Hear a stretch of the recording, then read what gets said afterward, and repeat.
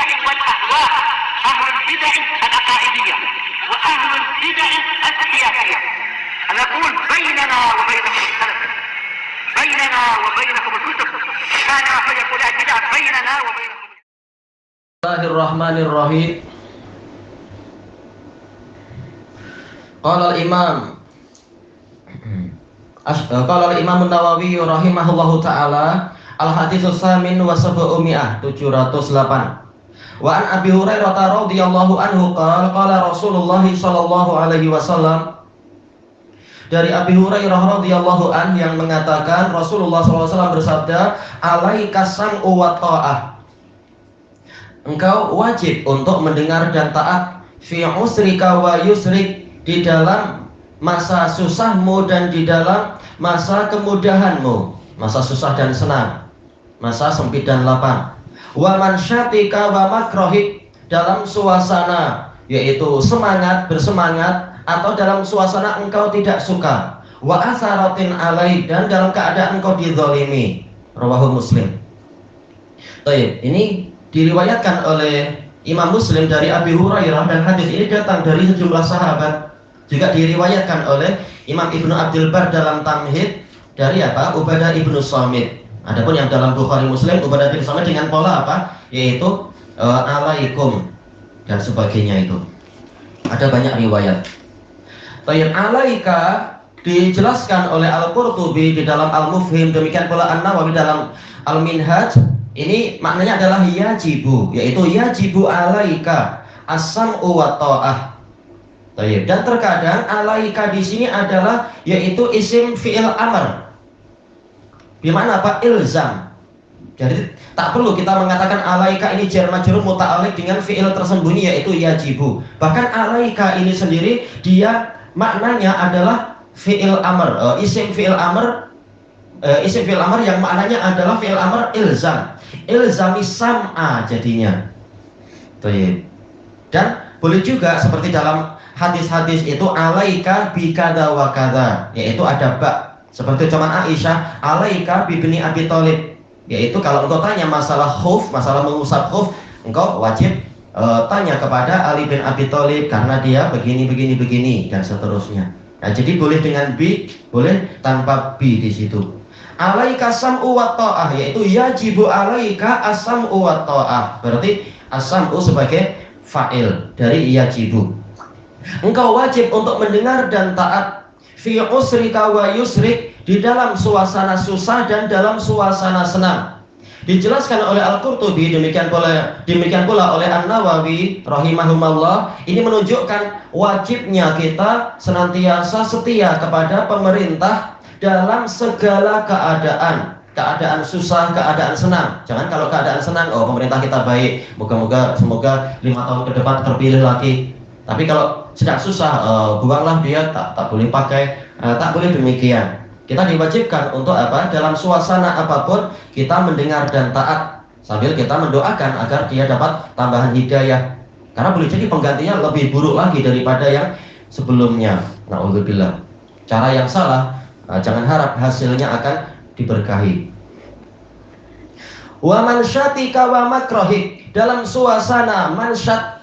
Dijelaskan oleh Al-Qurtubi, mansyat dan makroh ini masdar mimi, yaitu dia masdar, yaitu fi nasyatika wa fi karohatik, yaitu dalam situasi Anda sedang bersemangat atau dalam situasi Anda sedang tidak suka. Kata beliau, ini menunjukkan bahwasanya mendengar dan taat kepada penguasa ini berdasarkan syariat, bukan berdasarkan hawa nafsu. Kalau penguasa sedang bagi duit, kita suka dia. Kalau tak bagi duit, kita benci dia. Tak boleh. Tapi cinta dan benci dilihat dari apakah dia menjalankan beban, menjalankan amanah dari Allah tadi, apakah menyia-nyiakannya. Jadi menilainya dari sisi syariat, bukan dari sisi hawa nafsu. Dia sudah membantu saya atau belum, misalkan. Bukan. Tapi kita menilainya adalah dia sudah menjalankan tugas atau belum. Makanya hadis ini ditutup dengan wa asaratin alaik, walaupun engkau dizolimi. Saatnya dapat duit, dia tak bagi kita, malah bagi konco-konconya. Jelas dia dosa besar, bukan dosa kecil, dosa besar. Tetapi tetap kita mendengar dan taat, bukan malah kemudian berusaha membuang dia. Boleh jadi penggantinya lebih buruk lagi nanti. Tapi doakan yang baik. Baik, dijelaskan oleh Al-Imam Ibnu Adilbah dalam At-Tamhid, hadis ini dia telah keumumannya telah dibatasi oleh hadis-hadis yang lain karena ini bersifat umum. Anda wajib mendengar dan taat dalam segala situasi, bahkan sampai ketika Anda dizalimi. Baik. Tetapi hadis ini telah dibatasi dengan hadis-hadis innamat ta'atu fil ma'ruf. Ketaatan itu hanya dalam perkara yang ma'ruf. Hadis Ali atau yang hadis Ibni Umar, yaitu apa? Idza umira bi maksiatin fala sam'a wala ta'ah. Apabila diperintahkan untuk bermaksiat, maka tidak boleh mendengar dan taat. Baik. Jadi keumuman hadis ini telah dibatasi dengan hadis-hadis yang lain. Ketaatan hanya dalam perkara yang ma'ruf. Baik. Dijelaskan oleh Imam Ibnu Utsaimin dalam syarah Sahih Syarah Riyadhus Shalihin, masuk di dalamnya mendengar dan taat adalah dalam perkara yang Umar berijtihad yang tidak ada dalilnya, selama tidak nampak kemungkarannya, kita wajib taat.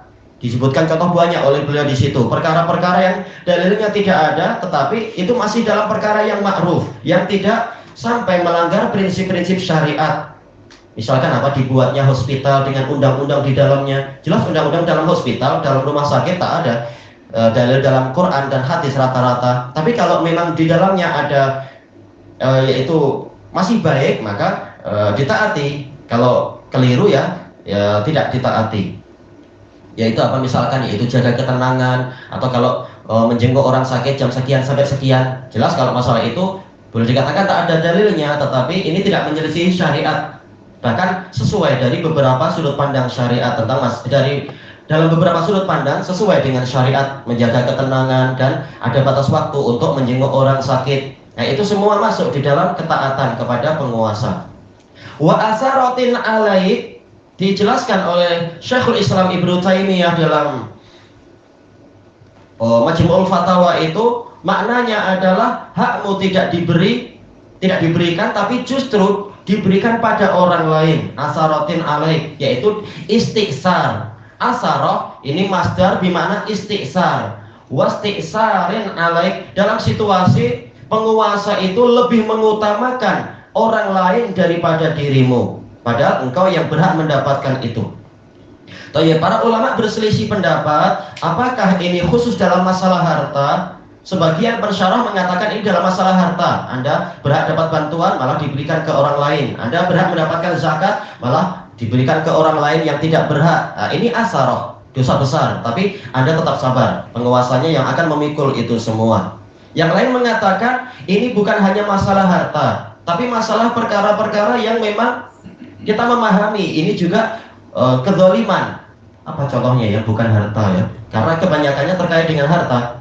Tapi misalkan terpikirkan ada perkara yang tidak terkait dengan harta, maka masuk di situ. Mungkin apa, waktu kita ingin jumpa penguasa untuk menyampaikan beberapa pendapat, ternyata tak didengar. Nah, ini juga masuk di situ. Padahal kita punya kepakaran dalam masalah itu, sementara orang lain tak punya kepakaran, malah menjadi penasehat misalkan, atau perkara yang lain. Baik. Nah, tatkala Nabi tidak membatasi, maka ini bersifat umum. Seluruh pola asarah masuk di sini.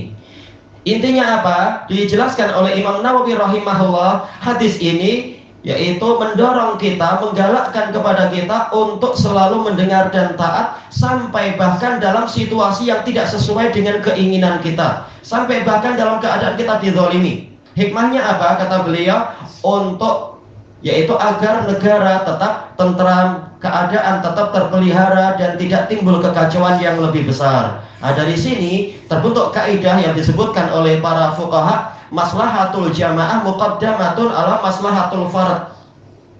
Yaitu kemaslahatan umum itu lebih diutamakan daripada kemaslahatan individual. Jelas kita didolimi, misalkan kita disakiti, kita dan seterusnya, hak kita tidak ditunaikan, ini dosa. Tetapi demi kemaslahatan yang lebih besar, kita jangan menukar pemerintah yang jahat seperti itu. Karena apa? Kalau kita tukar, boleh jadi akan timbul kekacauan. Karena dia jelas memiliki pendukung yang banyak.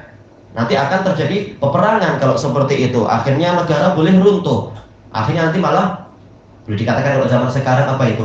Pihak UN yang akan datang, UN ya.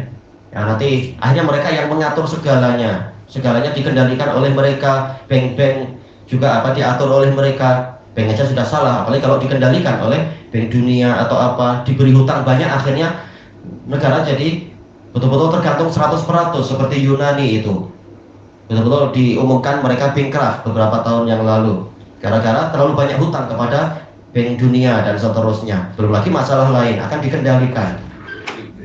Apa? Nah, Greek, betul. Atau seperti yang di Afrika itu banyak negara-negara yang karena kacau perang terus akhirnya dikendalikan oleh UN, akhirnya bantuan dari mereka. Nah, termasuk bantuan adalah dari UNESCO kah? Yang kesehatan apa kesehatan tuh? WHO. Kalau UNESCO apa? Nah, al-muhim itu.